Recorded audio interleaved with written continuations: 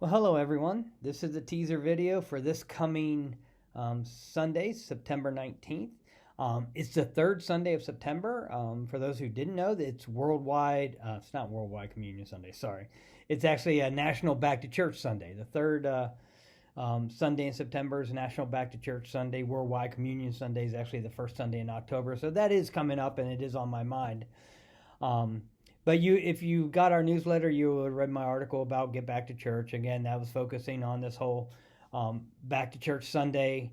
Um, every year is kind of the way of getting people after they, had their summer vacations and traveling, is getting back into that routine of going back to church because it's so easy to break a habit. And then with the pandemic for the last year and a half, a lot of people have lost the habit of going back to church, and some will probably never go back to church again.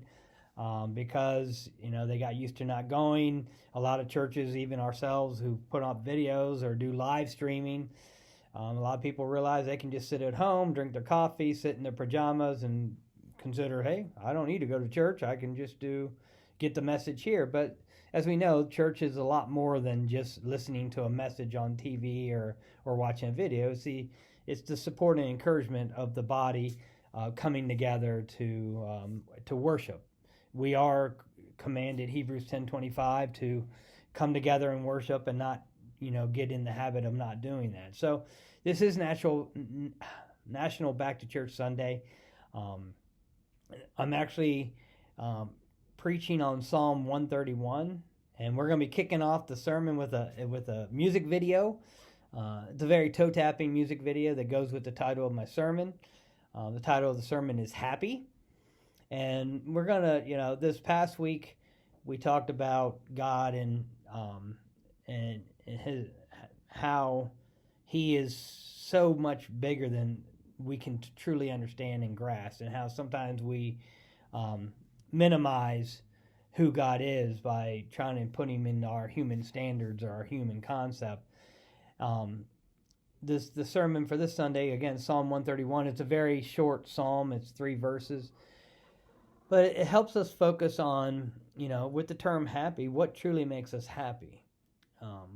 We know getting caught up in the rat race can really make you very stressful. I did that in the business world. I did a lot of the, trying to keep up with the Joneses, working long hours to get the big house and the nice car and have all those nice things. But then you realize you're still not happy. Because that's not where happy comes from. Happy does not come from things we have or things we accomplish. Happy is an attitude, and really that's something most of the people I talk to who complain for whatever reason or dealing with whatever issues they have, a lot of those issues can be resolved with a change in attitude, a change in focus, a change in perception. If you're someone who always thinks everyone's out to get you, or everybody's done you wrong, or that you should have this or have that, but because someone's holding you back, you're not. If you're always looking to blame somebody else for your condition or your situation, you're never going to be happy, because happy is learning to be content and realizing what I have is what I have, and hey, this is what I need to live with. This is what I got, and I need to be content with what I have, because we are all blessed with more than we truly need. We are blessed with so much.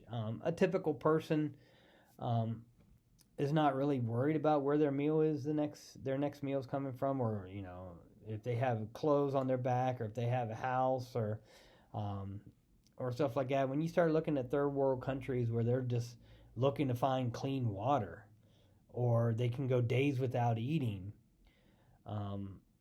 we have it pretty good. Even those in our country who are homeless and poor, there's shelters, there's food, soup kitchens, there's different ways in which they can have their essential needs met. And so a lot of us really need to understand the attitude adjustment we may need to make. So if you know someone who's always grumpy or in a bad mood, it's an adjustment in the attitude to change that. So we are going to be talking about that changing of the attitude. We're going to start off with a nice music video to get our toes tapping, and then we're just going to thank the Lord for everything that we do have and be content in that. So I look forward to seeing everyone on Sunday. It is National Back to Church Sunday, so if you know someone who's been missing church for a long time, take this as an opportunity to invite them back. If they're looking for a new church, invite them to come and join us and just be part of what we're trying to do as we look at different ways to have a positive impact in our community and be the people God called us to be. So I look forward to seeing you on Sunday. Until then, take care.